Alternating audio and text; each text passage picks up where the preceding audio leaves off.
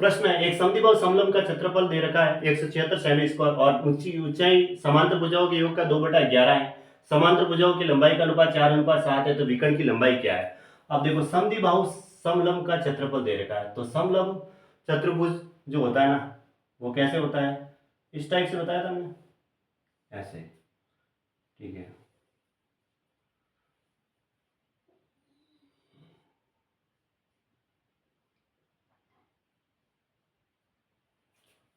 अब समलंब चतुर्भुज का क्षेत्रफल का सूत्र क्या है? 1/2 समांतर भुजाओं का योग। समांतर भुजाओं जो है वो उनका अनुपात दे रखा है, इस अनुपात को हटाने के लिए x से गुणा करना पड़ेगा, तो समांतर भुजाओं का योग 4x + 7x।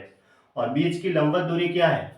उसकी जो ऊंचाई है वो समांतर भुजाओं के योग का 2/11 है, यानी समांतर भुजाओं का जो योग है वो 7x और 4x 11x है, उसका भी 2/11 है। वो किसके बराबर है? 176 सेमी स्क्वायर। यही होता है समलंब चतुर्भुज का क्षेत्रफल का सूत्र।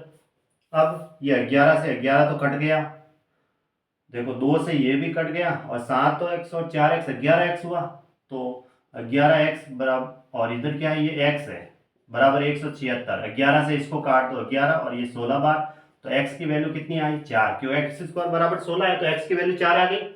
अब समांतर भुजाएं थी 4 और एक 7 के अनुपात में, तो अब ये 4x और 7x थी, तो x की वैल्यू यहाँ पुट कर दो, 416 और 4 + 28, यानी समांतर भुजाओं की लंबाई आ गई।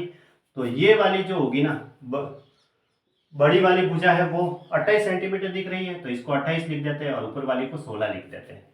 ठीक है, अब हमें क्या चाहिए? विकर्ण की लंबाई। तो अब समांतर चतुर्भुज है, देखो विकर्ण की लंबाई हमें ऐसे मिलेगी, ऐसे एक कोने से दूसरे कोने की ओर जाने के लिए विकर्ण की लंबाई ये यहां से ऐसे मिलेगी, विकर्ण यहाँ। अब मैं यहां से यहां तक क्या कर देता हूं, एक इसको ऐसे मिला देता हूं। ठीक है, क्योंकि ये समद्विबाहु समलंब चतुर्भुज है ना, समद्विबाहु है तो फिर दो भुजाएं तो बराबर हो गई, और ये ऐसे मिलाऊंगा तो मुझे एक समांतर चतुर्भुज ही दिखेगा। समान नहीं, मतलब एक प्रकार से ये लो, ये ऐसे समलंब चतुर्भुज है, समांतर नहीं। आमने सामने की भुजाएं ये समांतर हो गई, ऐसे इस तरीके से ये समांतर हो गई। अब यहां से मैंने ये लंब डाला, तो ये कितने डिग्री का कोण हो गया? 90 डिग्री का। अब देखो, ये अगर ये 16 हुई, तो इसका मतलब ये भी क्या हो गई?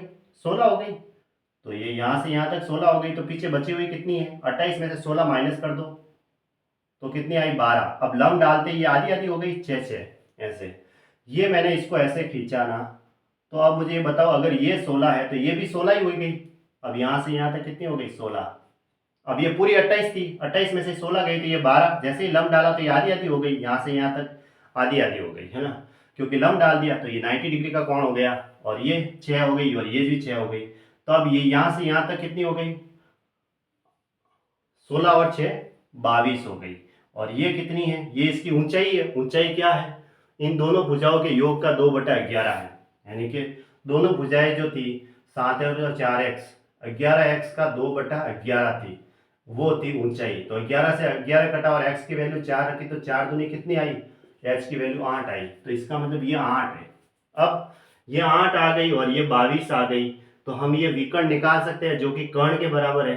तो विकर्ण यानी कर्ण का स्क्वायर, तो डायरेक्ट लिख देता हूँ, विकर्ण का स्क्वायर बराबर आधार स्क्वायर, कर्ण इसको बराबर आधार स्क्वायर होता है 22 का स्क्वायर प्लस लंब का स्क्वायर यानी 8 का स्क्वायर। तो 22 का स्क्वायर कितना होता है? 484।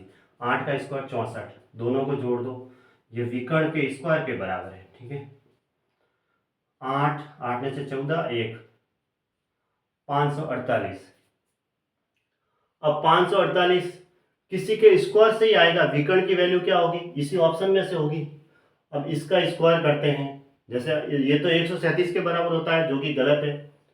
ठीक है, इसका स्क्वायर 548 नहीं होता है, ये भी गलत है, ये भी गलत है, इसका मतलब यही सही है, क्योंकि इसका स्क्वायर करेंगे तो 2 का स्क्वायर 4 और अंडर 137 का स्क्वायर 137, 137 को 4 से गुणा करेंगे तो 548 आ रहा है, तो 2 अंडर 137 सेमी। नहीं तो फिर इसमें क्या करो, 4 का भाग देते हैं हम 4 एकम 4, 4 3 12 और 4 7 28, ये 4। अब 4 का तो वर्गमूल हो जाएगा 2, और अंडर 133 इसके अंदर रह जाएगा। तो ये इसका आंसर हो गया, है ना, ऑप्शन डी सही है।